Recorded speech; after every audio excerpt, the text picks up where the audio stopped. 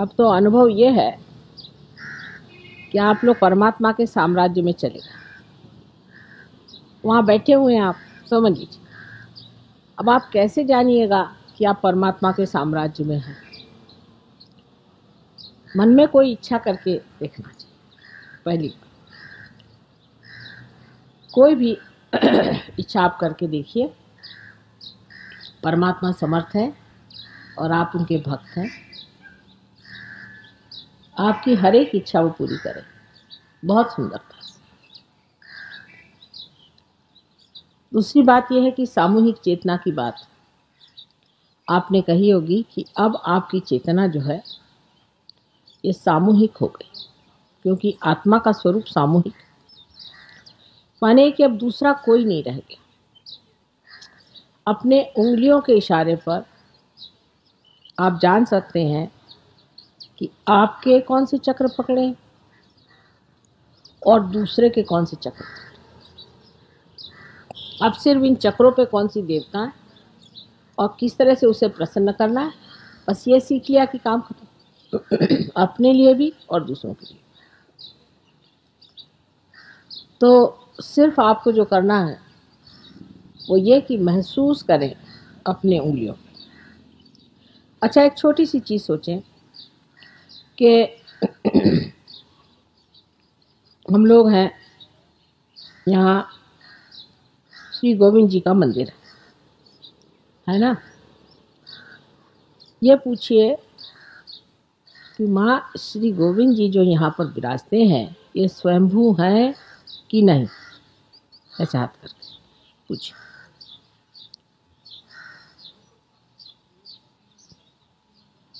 एकदम बढ़ जाएंगे वाइब्रेशन।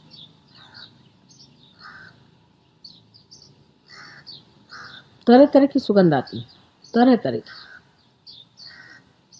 हाँ, बढ़ गए।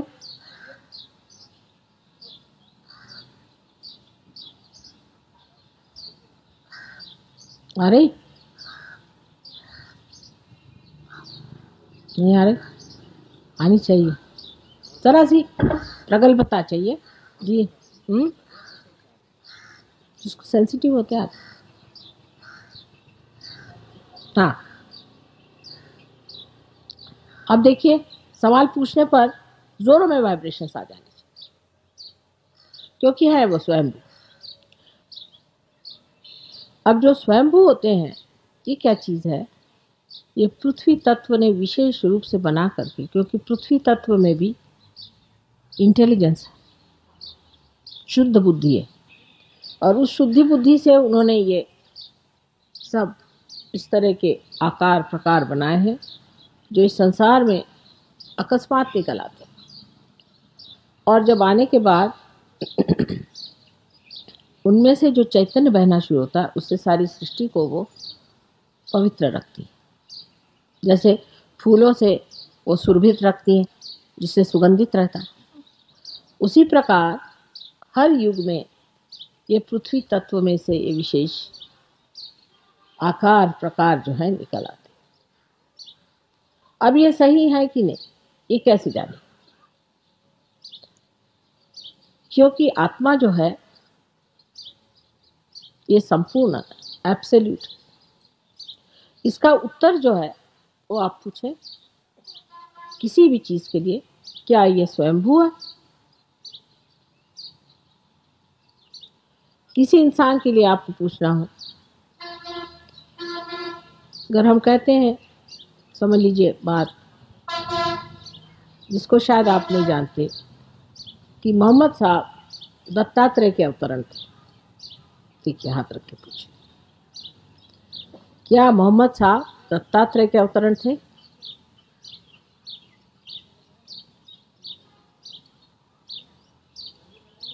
चल पड़ा, बढ़ गया। तभी आप आज आए ना, जरा सी प्रगल्भता चाहिए, सेंसिटिविटी, संवेदनशीलता जरा बढ़ने पर एकदम अब जो है वो सबके हो गया। देखिए अब बढ़ रहा है, क्योंकि ये महान सत्य है। और इसके सहारे, इस अनुभव के सहारे जो सत्य है उसको आप मानने चलेंगे और जो असत्य है वो गिरता जाए। और इस असत्य के ही हमने बेड़े बना रखे हैं, इसी के जेल बना रखे हैं, इसी के बंधनों में हम फंसे हुए। ये असत्य अपने आप रहने लग जाता है। जब आपका आत्मा जागृत हो जाता है तो आपके सामने सत्य प्रकट होता है, आप सत्य को जान सकते हैं कि सत्य क्या सत्य। अब आप देखिए कि किसी किसी गुरुओं के लिए हम कहेंगे ये ठीक नहीं, किसी के लिए कहेंगे ठीक है, पर ऐसे भी लोग जो अच्छे गुरुओं के पास गए उनकी कुंडलिनी रुक जाती। तो आप कहिएगा कि माँ रुक क्यों गई? उन्होंने रुका दी। समझ लीजिए शिरडी साईनाथ के आप शिष्य हैं, वो तो थे ही दत्तात्रेय, कोई बात नहीं, फिर उनके शिष्यों की क्यों कुंडलिनी रुक गई? वजह ये कि वही कहते हैं कि पूछो कि माँ क्या आप ही हो सत्य साईनाथ, साईनाथ बाबा, सत्य नहीं साईनाथ बाबा, शिरडी के जो सही वाले असली है वही आप हो? ये सवाल आप पूछो। आप शिरडी के साईनाथ हो?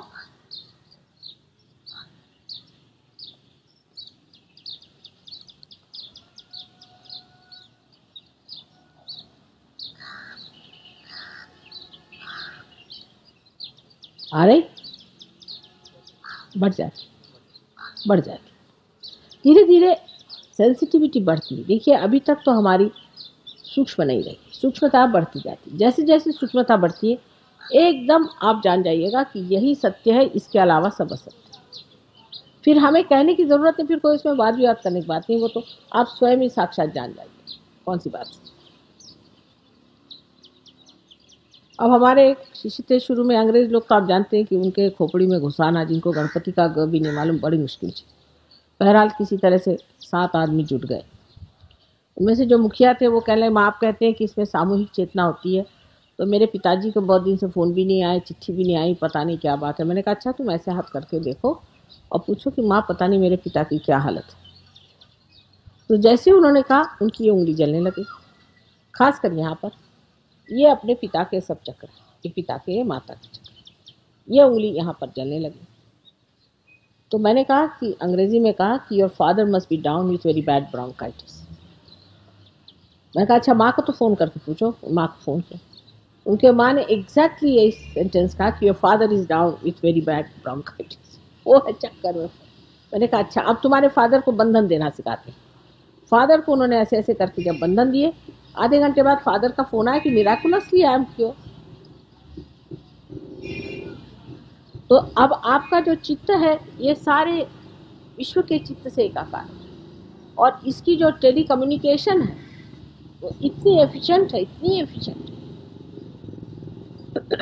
कि इसका अभी एक फिलहाल का उदाहरण बताता हूँ। एक पति थे और एक पत्नी। पत्नी में बहुत भूत बाधा थी, तो मैंने कहा कि इस पत्नी को थोड़े दिन के लिए तुम ज़रा बाहर करा दो, कहीं आश्रम चली जाए, ठीक ठाक होकर चले आएगी। इन्होंने सुना नहीं और उस बच्चे को लेके वो गिर पड़ी। बच्चे की खोपड़ी इतनी ज़ोर से उसको चोट लगी कि उसका जो ब्रेन था वही करीबन निकला। फिर उन शीशा दिया, पर उसका जो सेरेब्रोस्पाइनल फ्लूइड था उसमें ब्लड चला गया। और 2 दिन मुझे भी ऐसा लगा कि पूरा सेरेब्रोस्पाइनल फ्लूइड ऊपर नीचे का पता नहीं किसका यह हाल हो रहा है, क्योंकि अब आपको तो अपने शरीर में जगह दे दी हमने, चाहे जैसे भी। 2 दिन बाद उनका फ़ोन आया कि माँ से खबर कर दो कि लड़का बड़ा बेहोश पड़ा है, उसकी हालत ऐसी। एकदम खत्म हो गई हमारी। उसी क्षण वहाँ लड़का भी हमने कुछ नहीं किया।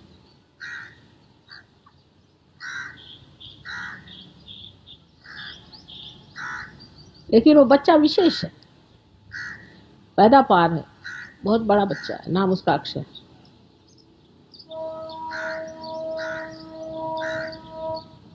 तो आपको तो हमने अपने अंग में, मैंने कहा ना तादात्म्य में डाल दिया, और क्या चाहिए। आप तो तादात्म्य में, बस इसमें थोड़ी सी प्रगति करनी है। ध्यान धारणा से आपकी संवेदनशीलता बढ़ जाएगी। अनुभव एक से एक आपको इतने आश्चर्यजनक आएंगे, यानी जिसको कहते हैं मटीरियल लाइफ, जिसको कहते हैं बिल्कुल जड़ चीज, उसमें तक। ये नहीं होगा कि हम उठा के आपको एक हीरा पन्ना देंगे, ऐसी बात नहीं। ये वॉरेन साहब ने जब इनको पार कराया, ये जब गए ऑस्ट्रेलिया तो इन्होंने कहा माँ का काम शुरू करें। काम शुरू किया और वहां पर पेट्रोल का स्ट्राइक हो। का माँ का काम करना चलो। 21 दिन तक बता रहे हैं हम, माँ दौड़ते रहे, हमने पेट्रोल देखा नहीं।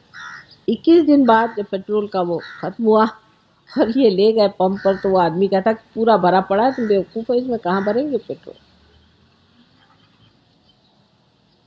योगक्षेम वहां में हम जो जो श्री कृष्ण ने कहा है सब हम सिद्ध कर देंगे। श्री कृष्ण को ही सिद्ध करना आज काम। हाँ, लेकिन पैसे से नहीं क्षेम होता बेटे। हाँ, लेकिन क्षेम होता है सर्व तरह से। वो मनुष्य में शांति, समाधान और सामूहिक चेतना की जागृति, आत्मा का आनंद, सब चीज मिलनी चाहिए, तभी क्षेम, उसे क्षेम कहते हैं। नहीं तो पैसे से तो कुछ भी नहीं क्षेम होता।